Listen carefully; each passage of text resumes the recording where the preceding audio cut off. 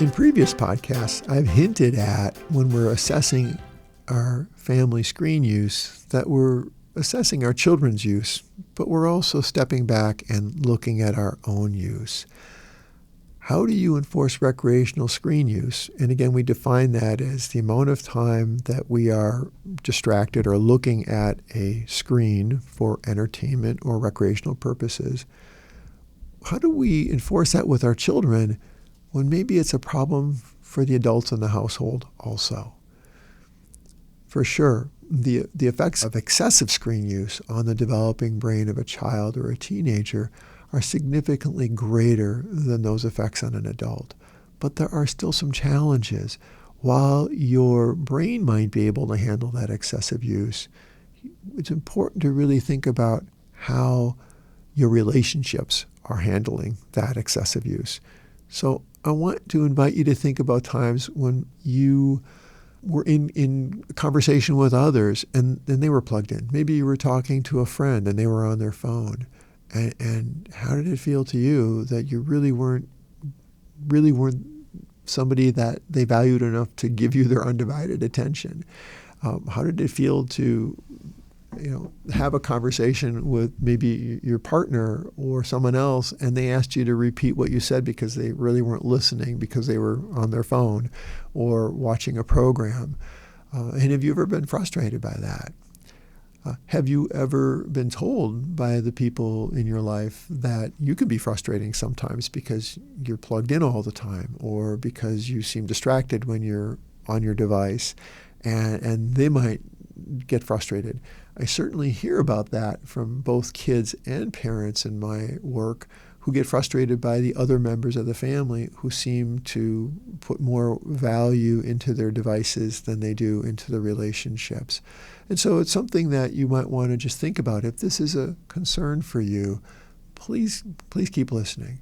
My own observations, both as a parent, as a community member, and as a therapist, is that many parents struggle with keeping limits on their own screen use. In fact, sometimes parents have the most difficulty giving up their ESPN Sports Week on the weekends or giving up their social media platforms rather than being engaged with their children and doing it when they want to do it, not when their kids are in bed. And so I think it's really important to kind of step back and say, yes, this could be a problem for my children, but is it also something that I need to take a look at for myself?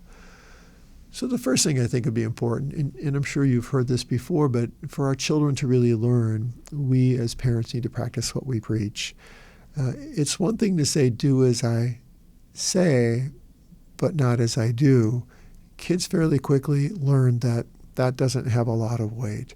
And so if it's something that you are concerned about for your own use, you might want to consider modeling. How is it that you as a parent model your own screen use when you're with your children? Is it something that you put down, that you put away, that you don't let the buzzing and the noise making and the flashing that it does to help distract you from what's really important, your relationships with your child? And so your child doesn't have to compete with that device that you're plugged into. Make your own fearless assessment of your own use. What do your kids say about your screen use? It is one thing if you're on your computer for work at home, and your children may not always understand that that's important. It's another if you're just scrolling through social media while also trying to have a conversation with your kids. How much time per day is your own recreational use? If there's a way for you to monitor that or to just keep track of that, it could be really helpful for you, especially if you decide you want to make a change. A second way to approach that is what isn't getting done at home because you keep running out of time.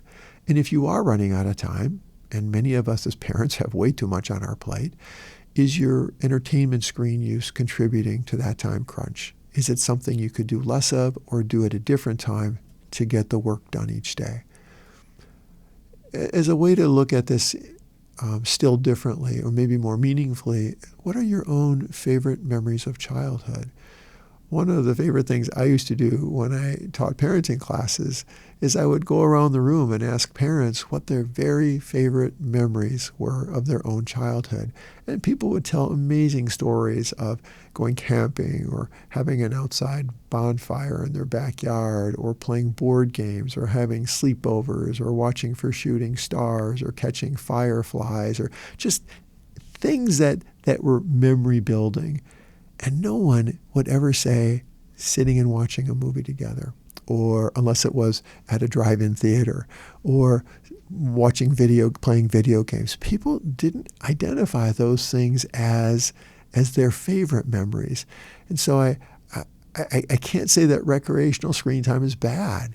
It definitely has a place in our lives. It's here to stay. How much your family uses it is up to you. But think about recreational screen time like Jell-O. If your family's day or week is filled with screen time, it's like eating a lot of Jell-O. It's really filling, but it has very little nutritional value. It really isn't going to contribute to the memory building that you want to do for your children. For yourselves, make a plan about when you, as a parent, want to cut back on your screen use. Maybe you want to cut back when you're driving. You want to put your phone in your purse and you're not even distracted. That would be a safe thing to do. Or you put it someplace where you're just not going to see it or be impulsively tempted to look at it. Maybe when having dinner with your children, put your screen down, put it in a drawer, put it on the counter, nowhere near the table. When you're helping with homework, when you're playing board games or card games with your kids, don't have your screens. When you're having conversations with them at bedtime, give them your undivided attention. It's a great way to communicate to your child that they matter to you more than your screen does. In a previous podcast episode, we talked about how to keep track of the frequency of behavior that you may want to change. Now might be a good time to review that episode and find a way to keep track of your current use. That way you'll know how much you want to change and maybe measure your own progress. Thank you for tuning in and considering this parenting topic. I hope this information added to your growing toolbox for parenting your children. Please consider exploring other topics in this series. Remember, no one parenting tool can do everything. We need many tools to become the best parents for our children. Your children's future depends on you and the time and effort you invest in them today.